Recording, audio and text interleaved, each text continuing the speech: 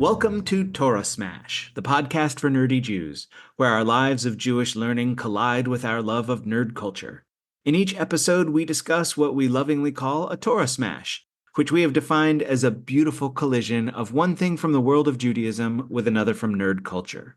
I am RDY, and joining me today are... Barack Malkin. Ethan Lane Miller. And Sasha Kaplan. Yay! Our guest today is Sasha Kaplan. Sasha is a comic book historian, Jewish representation expert, and pop culture commentator. She holds a master's degree in U.S. history and advocates for quality and tangible Jewish portrayal in TV, film, and comics at various events, synagogues, and Comic-Cons like GalaxyCon, AwesomeCon, and C2E2. Her work has been featured on the comic book website Comic Watch. She is a co-host of the Power Rangers Rewatch podcast, Voices from the Grid, and has appeared on many other podcasts as an expert on comics and Jewish representation. A post-Soviet Jew with a strong knowledge of Jewish history and a robust Jewish identity, Sasha brings unique insights to her educational work. She is currently conducting research for her book, which traces the history and portrayal of Jewish superheroes in Marvel Comics. Welcome, Sasha. Thank you so much for having me. Welcome. Yay. So excited to have you on. So wait, you do this the Power Rangers Rewatch podcast. I'm sure you know about this then. My wife grew up in LA area and went to a camp out there, and the camp's building at the top of the hill, House of the Book, is the Power Rangers headquarters. It was so cool. When I started dating her, I would say, "Oh, we're going to the Power Rangers camp." That's I have a kind of similar story, Barack. When I went to that location for an HUC program, I went there because that was Camp Kittimer from Star Trek VI, The Undiscovered Country. Was it really? Yes. It's one of those buildings that is just very unique and kind of sci-fi. So yeah, it becomes like a great setting for something like, a command center for an interspatial being or an alien or whatever, to find 5 teenagers with attitude and whatnot. Very fun. Well, today I wanted us to talk about Sabra. So Sabra debuted in the Incredible Hulk number 256, which I had listed as February 1981, but every other site I see says it says it was from 1980. So who knows? I bet Sasha knows. So it sort of depends because there's kind of cover dates and release dates, and I'm still trying to kind of figure out the difference. But Sabra technically appeared first in Incredible Hulk 250, but that I don't count because it was like a cameo, like you see her flying by or something. But it's in 256, which does come out in February of 81, where she actually has her first like real physical, tangible appearance where she does stuff. And it's the beginning of Hulk's traipsing through the Middle East. The following issue is Hulk's adventure in Egypt.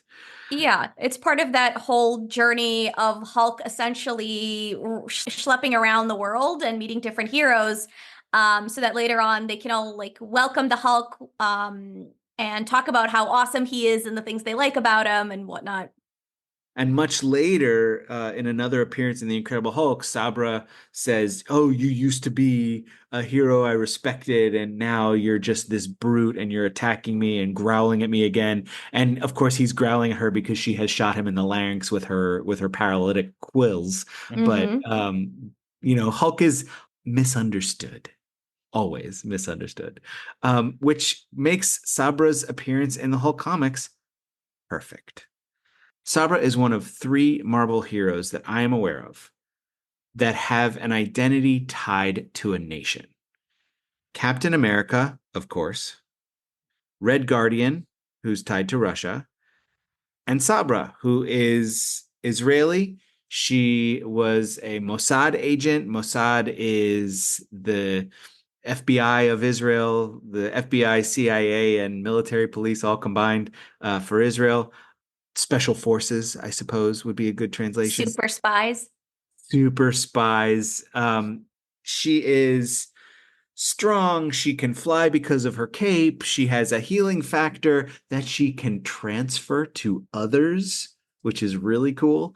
And of course, tactical weapons expert, including the quills on her suit that I mentioned earlier. This misunderstanding between her and the Hulk that keeps coming back has bled into controversy in the Marvel Cinematic Universe. Wait, before we jump into the upcoming, can I just ask, because I know Sasha is an expert on this, and I know you have more childhood comic book reading than I did. I am not overly familiar with Sabra aside from Israeli superhero, pretty much. I don't know, Ethan, she's never appeared in Star Trek or Yeah, Star Wars, and it's so I zero. just okay. It's zero. And she is a relatively minor character. She probably Yeah. has fewer appearances in the comic books than we have listeners. Right. So that's really low.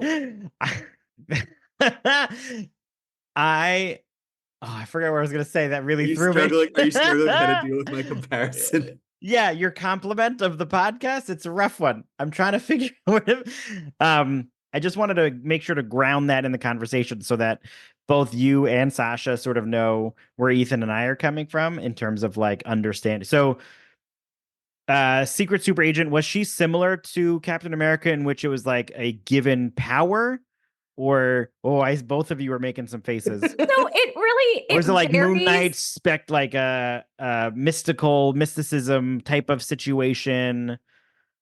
It's weird because she's a character that hasn't really had enough space to really develop. She just kind of comes in for an appearance here or there and then goes back to limbo for years sometimes. So, originally she was just like a part of the Israeli super soldier program, which seems to have had a very short stint since she's the only one. It is later slightly retconned, I guess, and she is actually revealed to be a mutant. I don't really remember exactly where that happens, probably around New Warriors. And that's where she's revealed to be a mutant. She ends up working with the X-Men at times. And that's kind of where a lot of her appearances happen later on in the Avengers. I didn't She know that. also gets a name change after her first appearance. In the first appearance of Sabra, her alter ego is Ruth Bat Sarah, which could be Sarah, and could also be a reference to like a type of angel. Wait, for my friend Jason, who's not Jewish, can you clarify what Ruth Bot Sarah would translate as? That's her name, Oh, but it would also translate to daughter of Sarah. Yeah. It's spelled Sera, so it's not like Sarah, the more common spelling, but it gets changed to Ruth Bat Seraph. And so they add a PH to the end of the original name. Seraph means angel. It's a certain type of angel. It's the type of angel that like had the 6 wings, made of fire, all powerful and protective. So it's appropriate for sure, but it was a very brief stint of her alter ego being Ruth Bat Sarah, which got moved to Ruth Bat Seraph. So daughter of an angel would be that translation, which of course is more fitting, and then maybe has implications to what Sasha was saying about where she might have gotten her powers. Who knows? The Genesis chapter 6 has the divine beings mating with humans, so maybe she was the result of this. Let's not give Marvel any more ideas to retcon characters' origins, please. All right, so we were getting into the MCU side of it. Right. Start there. So this is a smash in and of itself. So rather than having you guess, as you've probably figured out by now, we're just going to discuss.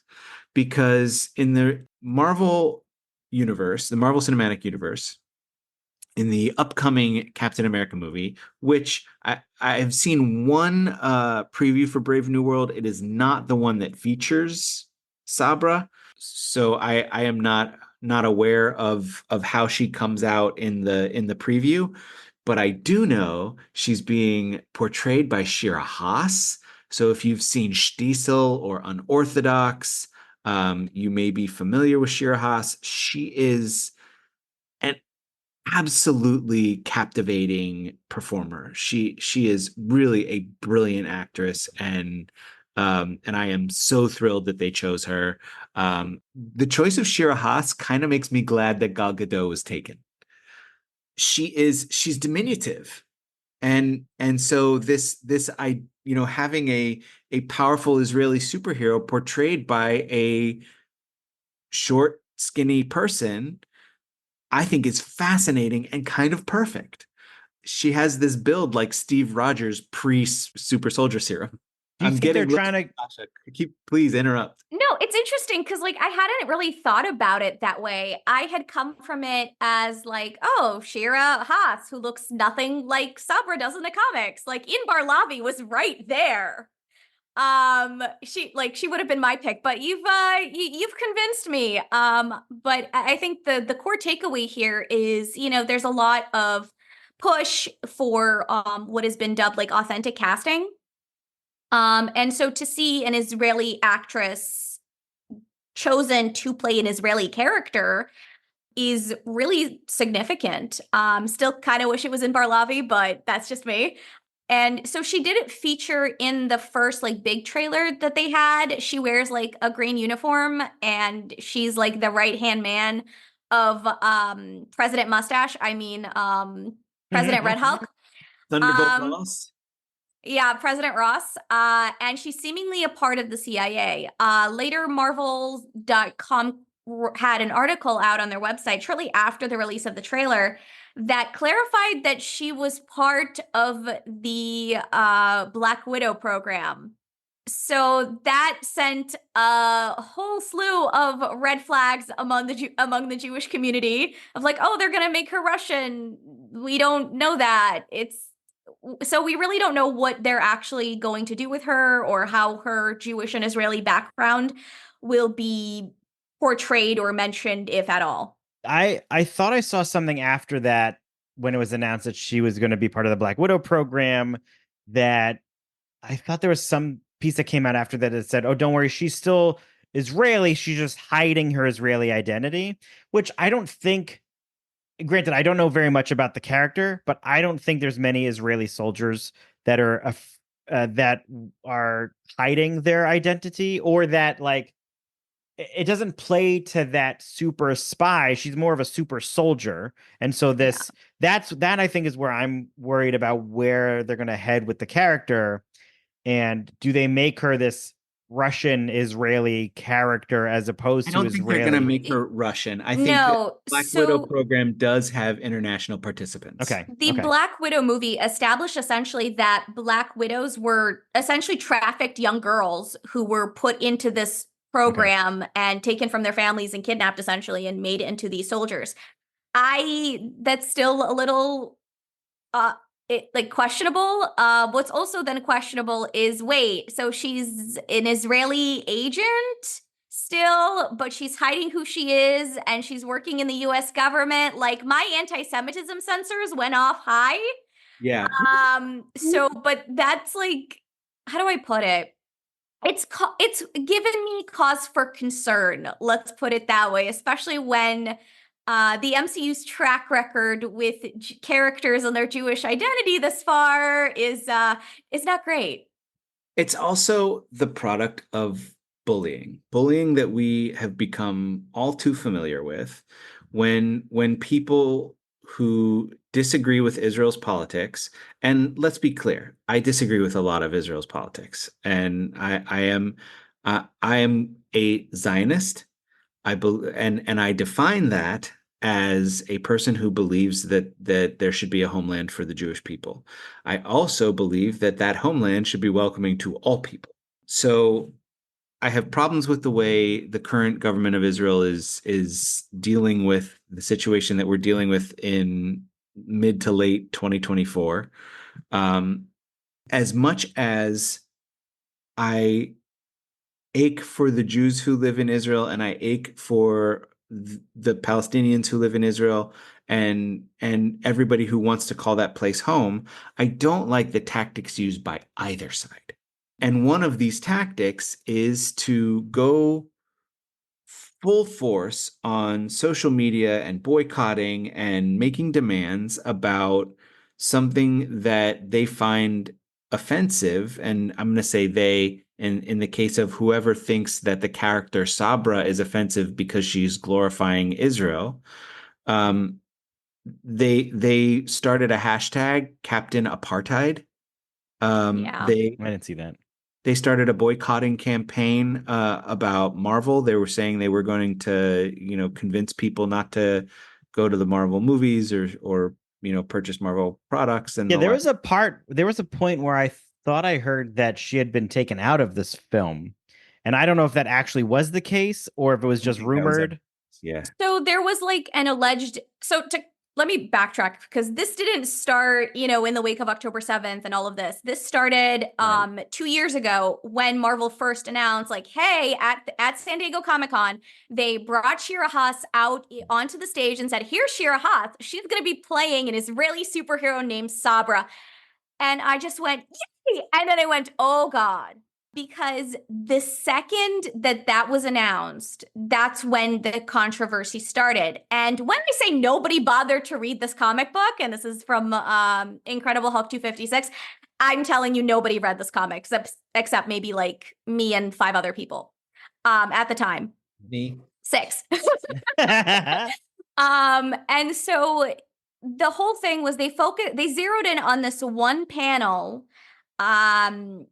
And I actually talked about the entire comic book and the controversy when I did my C2E2 panel. And I said, the writers, all due respect. Will you go to them, back and say what C2E2 is? that is the Greater Chicago Comics Expo thing. It's basically a giant Chicago-based comic book convention. And so Sabra in her first appearance so there kind of became 2 camps out of this controversy. There is the, oh, Sabra is an Israeli superhero. This is awesome. And oh, Sabra is the literal root of all evil because she's an Israeli superhero. And I went back to the comic and I reread it and both sides are kind of wrong. Yeah. So Sabra's first appearance is actually really misogynistic if you look at it. She 1980. is a woman driven by her emotions that doesn't think rationally and so Hulk shows, we'll give a quick summary here. Hulk shows up in the port of Tel Aviv, which just looks nothing like Tel Aviv. He meets a poor child whose name is like Sahad. And the kid gives him like the Cliff Notes version of the last, however many years of conflict between the Arabs and the Israelis, not the Palestinians, the Israelis and Arabs. Then, and this is after the Hulk life saves him from the police or something. And If I may, at the time, they weren't known as Palestinians in 1980 when it was ostensibly written. If it was published in 81. So they did, because at that point you have the birth of the PLO, the Popular Front for the Liberation of Palestine, and other groups and organizations. The PLO, I think, was formed in like the 60s. So at that point they were it's a matter of like there were people identifying as Palestinians. It was just a question of, But I think, maybe the rest of the world. It wasn't a known nomenclature. That I don't know, but I'll take your word for it. So the kid. So the kid is like, oh, I like you, Hulk. And he somehow speaks English and whatever. He goes into a cafe, which is very quickly bombed by terrorists. And the child is killed. And then Sabra comes out of this, sees the Hulk and the terrorists, and just magically assumes out of nowhere, because, she's a girl and she can't think straight in a hot situation, that the Hulk is working with the terrorists. So the Hulk fights Sabra. The Hulk takes the kid, because he had been Bruce Banner. He transformed back into the Hulk out of the anger of the situation. He takes the kid to, I guess, somewhere close to the Jordan border. I don't know. And Sabra follows him, concerned about this kid, thinking he's killed this child. And so Sabra confronts the Hulk. The Hulk then regurgitates the same thing he learned 2 seconds ago. The Hulk in this case is the definition of some of these social media activists who think they're experts about complex geopolitical conflicts because they got a 2-minute TikTok explaining the conflict. They're experts now. The Hulk is essentially that personified. Well said. And so then the Hulk regurgitates all this, and Sabra kneels down. And that's where you have this panel that everybody was freaking out over. And it says, for the first time, Sabra sees this dead Arab child as human. But there's no development. There's nothing to show us that Sabra had any dislike or distaste for a child, this child, or anything related as far as I could tell in the comic. And you guys can correct me. And so the panel comes out of nowhere, and it's only done so that a few issues down the line, when the Hulk is being celebrated as a hero, Sabra can go, the Hulk taught me about humanity. Monster. And so everybody zeroed in on this one panel. And I said, multiple occasions, I made the mistake of, interacting with people on social media, bad idea. And I said, you can't just judge this comic from this, or the character from this one panel. There's all of these other things going on. And the response I got was, well, why are you defending a Zionist character? Wow. I will say, what a weird choice for the writers to say, like, for the first time she sees this Arab child as human. It essentially is creating this whole backstory for Israel. If this is the Israeli representation in comics, now creates this very one-dimensional representation of Israelis, and he's regurgitating this to somebody who lives in the area, this background, assuming it feels like the writers are projecting their learned knowledge onto the people, as you said, very misogynistic of like, or there's other terms for people learning of other people's history and then trying to teach them, like, this is her history and he's teaching her. And now this very weird one-sided growth in a panel for this hero that we just met. And they could have easily gone with the, oh no, the Hulk and explosion, he must have caused it. This sort of, the Hulk gets that all the time. That's not new for him. He's used to that. The idea of needing for her to see this child as a human is a weird choice for me. It feels like was Sabra intended as a villain initially, and then 5 panels in, a hero? Like, it's not, right? So I don't know any hero who views any child as other than human. And like, there's never a question about that. But in this case, they needed to do something out of the conflict, and I don't know. And she blames Hulk for the death of this child. So clearly she cares that the Hulk killed him. Yeah, great point. The child, right? Yeah. So if she didn't care about this child or his death, why go after the Hulk as he's carrying the body of this poor kid? Yeah, that's a great point. So the panel itself comes out of nowhere and doesn't have any development to explain anything about Sabra. All we get is that we get these like vague hints that like she's Israeli, right? She's a police officer. She has these powers, and we have the demonstration of that in the fight. But there's no explanation of backstory or origin or anything that makes us understand how she views the world. All a reader sees, and it's interesting because the fan letters that followed were actually very positive. The few I've managed to find were actually really excited that they brought the Israeli-Arab conflict into kind of the comic book world, that Sabra seems really interesting. So at least the fan reception at the time was generally positive.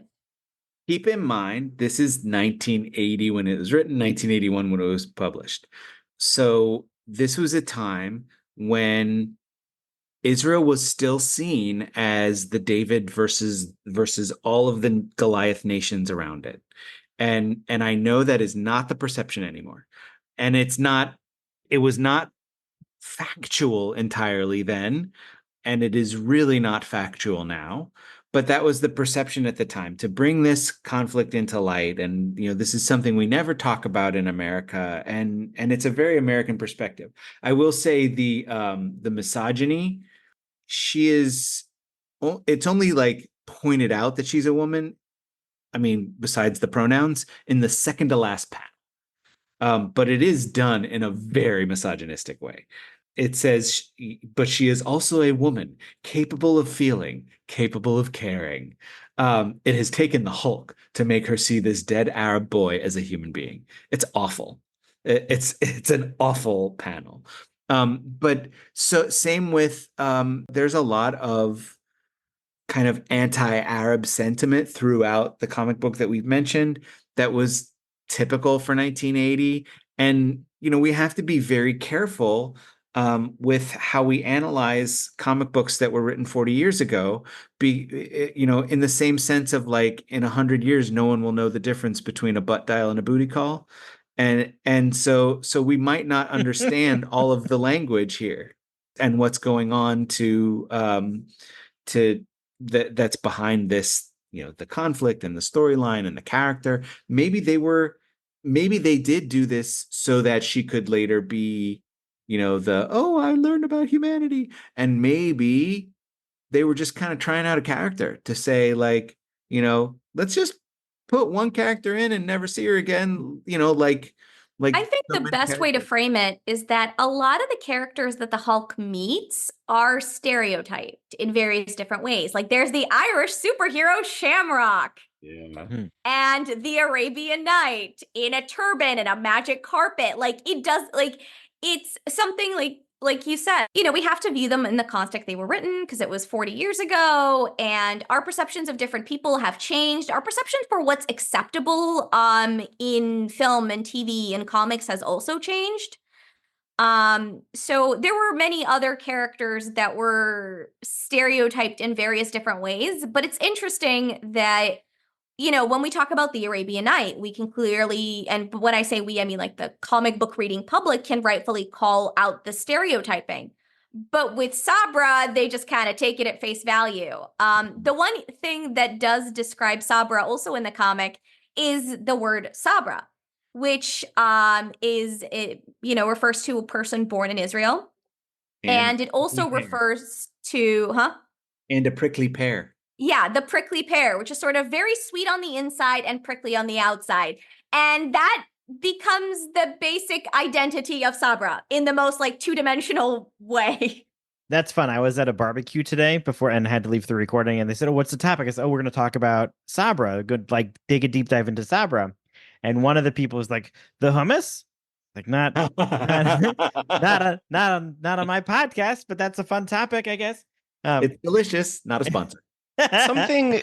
Something I've been thinking through throughout a lot of this conversation is how much of this has been intentionally left unexplored versus unintentionally left unexplored, because it feels like there's a lot of people are having to fill in their own blanks and people are filling it in either very positively or very negatively.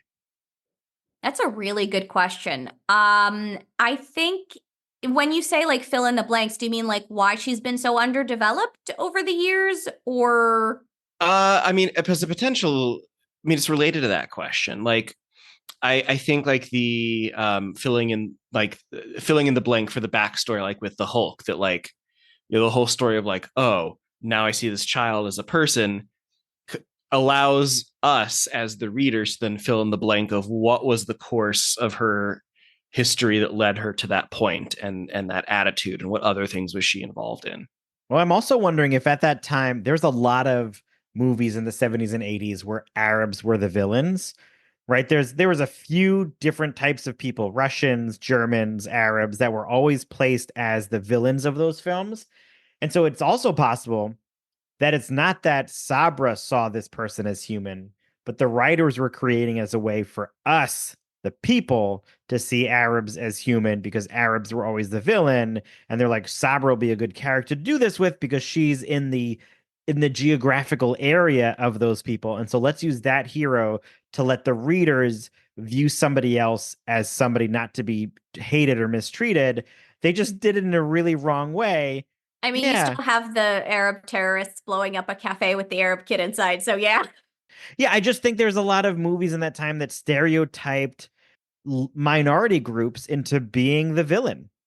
And I definitely, I think, got worse in terms of portrayals of, just the whole concept of terrorism in comics, I think really found its niche, especially in like the mid to late 80s. For sure. It became much more of a thing. Well, I think they were trying to expand from their original steps. The first issues of Spider-Man, which I know started later than some of the other ones, but God, those first villains were like, money, give me the money and I'll just do whatever I can for the money. And today there's no villains that are just money grubbing villains, they're all like a lot deeper.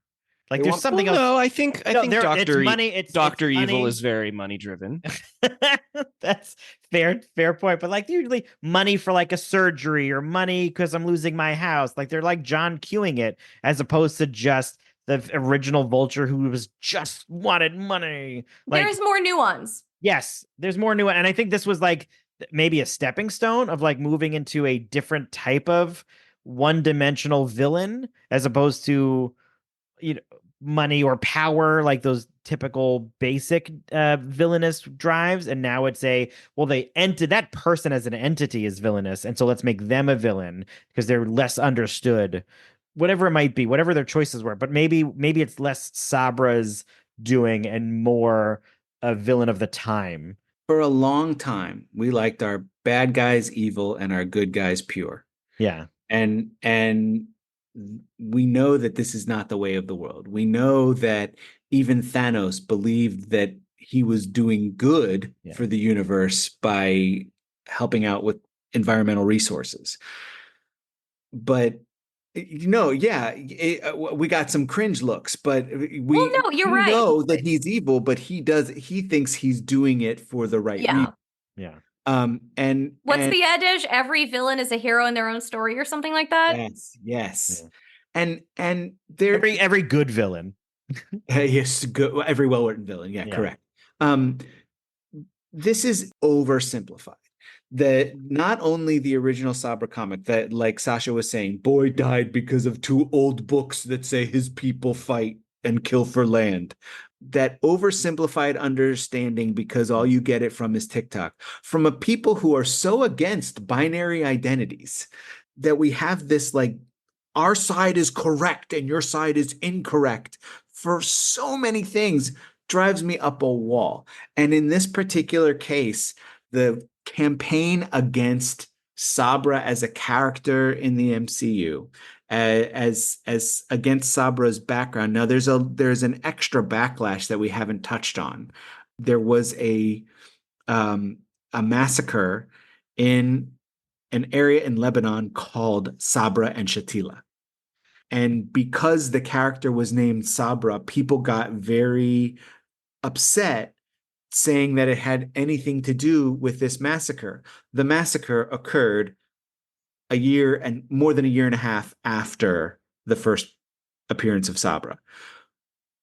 But there's still this, 40 years later, there's conflation because those are, that's the same time period to us 40 years later. So it's really difficult to get people to think through these heavy issues without the 2 old books narrative. And to go to Ethan's point earlier, because we kind of moved on from it, there's a couple of reasons why. So she does come back in various other things.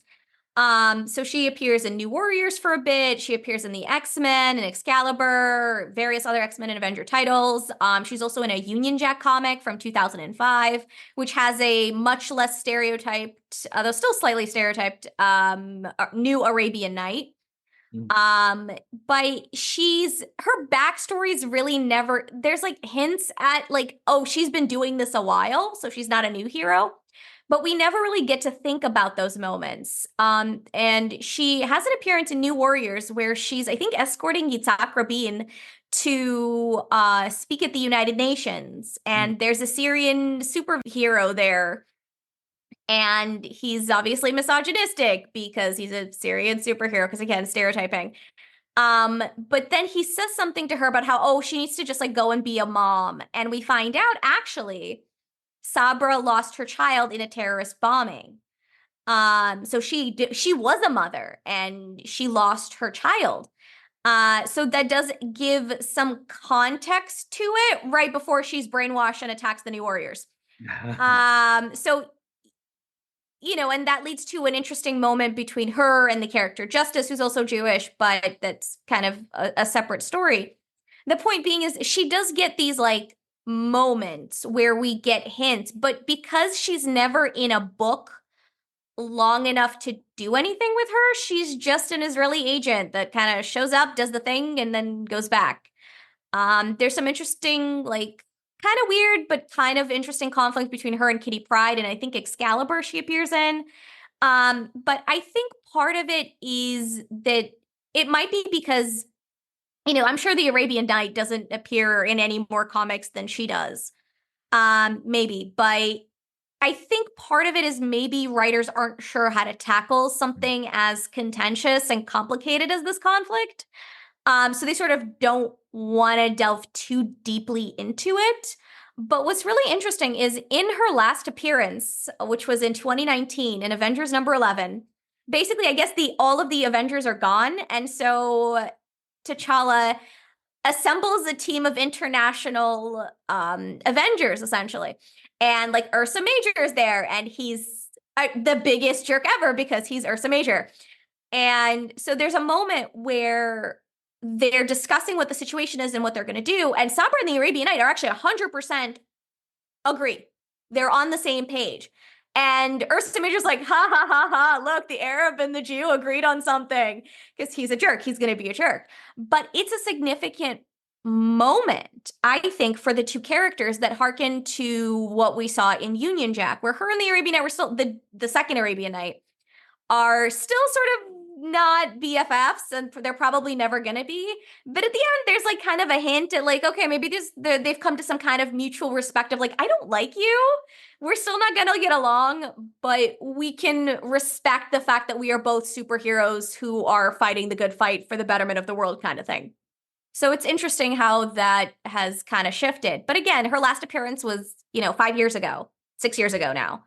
It would be interesting to see a writer who really understands the Israeli zeitgeist, really tackle and develop her and do something with her that gives her some agency and gives us some identity. But there was I think it's in that same Excalibur comic, Sabra actually she gets sent on some mission, or she has to report to the Israeli government with like an I can't believe it's not Moshe Dayan, with the eye patch sitting there like, what are you doing, Sabra? And she ends up, interestingly enough, being in conflict with her own government, if I remember correctly. It's been a minute since I've read it, but she doesn't tell them 100% exactly what she did and what happened, but she protects the mutants and the X-Men she was with, which was like Nightcrawler and Kitty Pryde.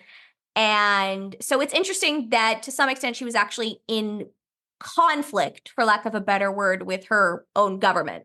Yeah. Can I ask what we mentioned a couple of things that she can heal. She has a healing power. She has she is an Israeli soldier type of tactician and skill based. What are some other powers of hers that we should expect from the movie, just in case she gets the Taskmaster treatment that we can all sort of be upset by? She flies. She flies, great. Which is not on her own. That's with help. Oh, with the cape. It varies. In some instances, she flies by herself. In some, it's part of the weird cape that she has. The cape, she has a cape with quills in it that like zap people. But in later appearances, she doesn't actually have the cape. She's just kind of wrapped in a blue bandages or like a cloak or something. So the magic of comics and retcons. And there's one, I can't remember where it was. There's she has like a A story, B story in a comic, and she flies by herself even without a costume. Oh. So I think it's about her like guiding a young woman who's about to like start her service in the army or something like that. So it's interesting how she's definitely changed over the years. And I think they've worn down some of the like stereotyping and made her a little bit more into the later appearances do make her more out to be a spy more than a superhero, sort of like an Israeli like Black Widow, but less. Which is Soviet. why it was so easy to make that. Yeah. Why I also think that with Falcon as the new Captain America, it sounds like they can probably. Can I just add one power before you get there? Yeah. Brock? She also is a reverse rogue, where instead of absorbing the powers of another hero or another person's memories, she can imbue someone else with her powers until she decides to take them back. Which she did exactly one time. Yeah. I also bet that because Falcon as the new Captain America with his flying capability, I bet they'll probably give her a similar treatment and give her some sort of flying mechanism with these quills that you mentioned, as opposed to some weird magical cape, that they may be a high tech, she is a sub-level 5 secret project that the Black Widow thing is working on, and she's got this weird thing that nobody else has, just like Falcon had his wings that nobody else has in the MCU. That You don't think she'll be a mutant? well, she could be a mutant, but she could still get this technological advancement from the super spies. Her quills are a lot like Black Widow's spider bite. And that's Israeli tech, Yeah. That's, you can't duplicate that. But I think more than likely she's just gonna step into kind of like, how in Captain America, the Winter Soldier, you had Steve as Captain America, and then you had Natasha playing the super spy, but also kind of being a confidant and friend to Steve because that's what he needed. I think at the end of, and this is pure speculation, the movie does not come out until February 2025. Who knows if I'm right? Mark it here. Do it. Mark it here. Go ahead. If I'm right, I hope I get a prize, but I doubt it. But my speculation, based on the very limited knowledge that I have, is that she's going to be a character that Sam maybe isn't sure he can trust for a while, because she's introduced, I think in the trailer, she's mentioned, or in one of the articles, she was mentioned as President Ross's like right-hand man or like most trusted confidant, something like that. So I think it will be kind of, maybe it'll be a little bit of a parallel to Steve and Natasha. I really want her to fly without technology. I like characters that can fly. Like, it's so cool. Just let her fly. I don't think they'll. I doubt I think she will be I think she'll play the Hulk's role. I know we get a Hulk. I think she's going to play this Hulk's role of like misunderstood good guy, so that they can play that angle of this. She's a Black Widow agent, and Black Widow in Iron Man 2 was uncertain, like very quick turnaround, but we weren't sure if she was a good or bad situation. I think Sabra will get that treatment. I haven't seen him in the previews, so let me know if you guys have seen him. Who is the person who Sam passed his wings on to when he got the new set? I don't remember his name, but he is in the movie. He is in the movie. Yes. So I think that person will play the like sidekick character, and Sabra will play his Black Widow to the Iron Man. Like, is it good? Is it bad? And they'll come in and be part of the good team in the final battle. But I think unfortunately Sabra is going to get that treatment just as a Black Widow agent. It's going to lend itself to this misunderstood spy. So can we trust her? Can we not? A new Captain America, a new Black Widow, a new Bucky. Yeah, it's a brave new world. Yeah. Well, technically a new Falcon. Truly, right? Yeah. But I think the biggest concern, because all of this sounds plausible with what we've seen from the trailers, but the question that's still hanging is, how is her Jewish and Israeli identity going to play into it? And unfortunately, my guess is not much. I know they said that there was an insider that in one of the articles that was quoted saying like, no, she's still Israeli. Her name is still Ruth Bat-Saraf. Okay, but like, is the fact that she's Israeli gonna play a part in her identity? Is her Jewishness going to be relevant at any point beyond what I call the Afikoman effect, which is a blink? That's something I coined. It's a blink and you miss it moment, a false sense of representation you're not going to get. So is Ruth Bat-Saraf, is her name gonna be the Afikoman effect? We're like, oh good, her name is dropped. We know that this is an Israeli-esque name. Will it have any impact on who she is as a person or character or her story? Probably not. And that is the Afikoman effect. It's like playing Where's Waldo with Jewish representation.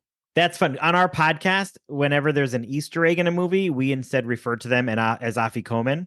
So listeners, please don't get confused that hers is very different than ours. Yeah. I mean, it sounds so very, very plausible to me. I mean, I'm glad we're having this discussion. It also feels like we're not going to know till the movie comes out, because like Marvel could completely do everything you just said, Sasha, and I would completely believe it. And also like they could not. Like don't know that Marvel would have gotten scared that much by these protesters 2 years ago. Like, I would like to think that they knew going into it that this might happen, and they were like, yeah, this is not going to be a huge vocal majority of people. Like, So I don't know.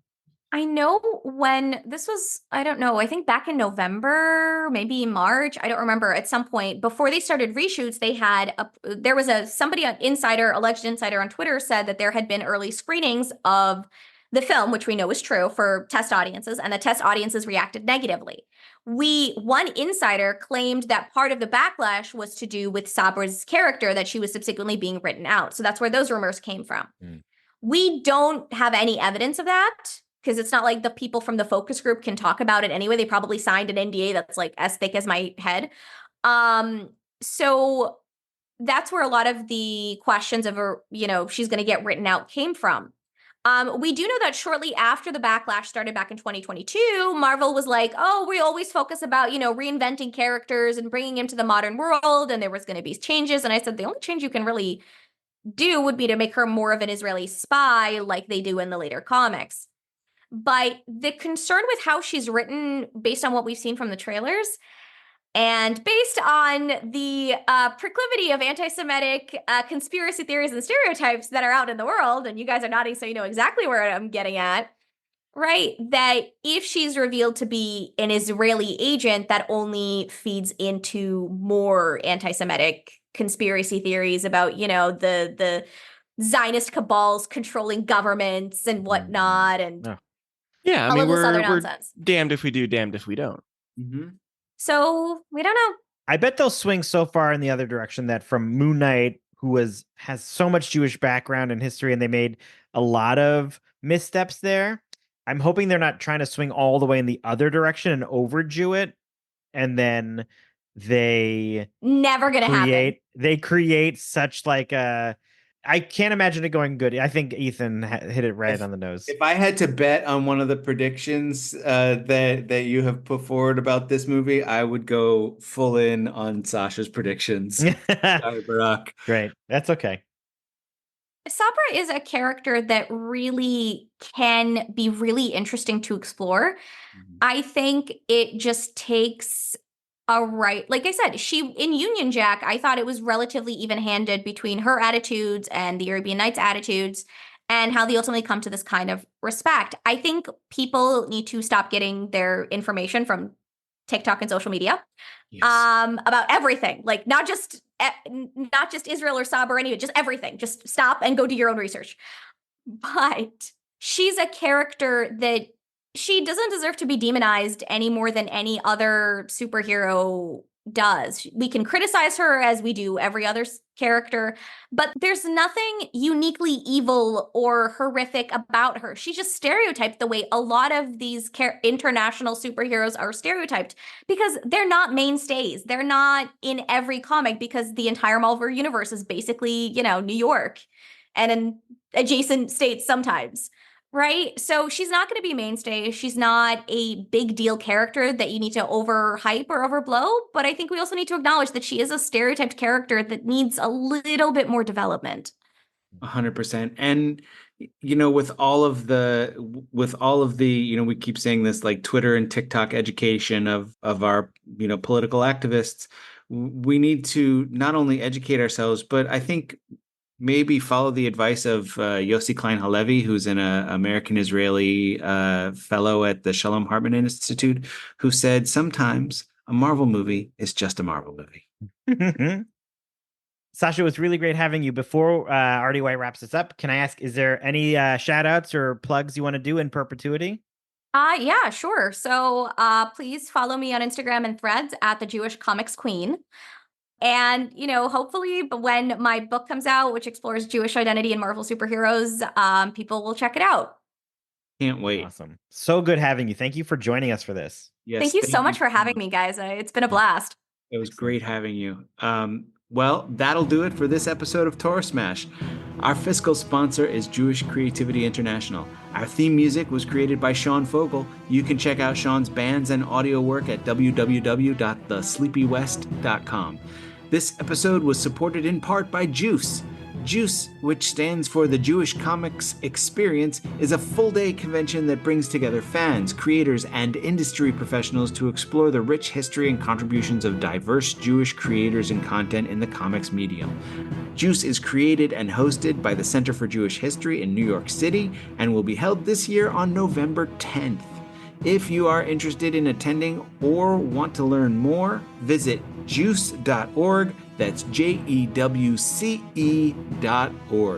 Also visit the Center for Jewish History at cjh.org for new information on the institution and their partners. If you enjoyed today's episode, be sure to rate and review us wherever you listen. It helps others find us and is an excellent way to support the podcast. We want to hear from you and continue today's nerdy discussion. Go to torahsmash.com to find where to connect with us online, purchase swag from our store, support us with a donation, find previous episodes, and more.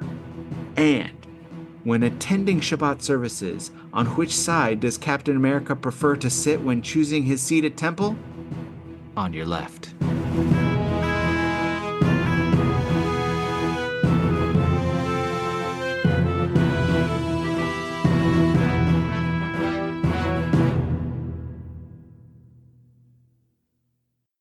Feel free though to jump in and be like, wrong. No. I liked it. What do you mean? I really like it. That was great. It was a lot. great. It was I almost great. cried while saying it.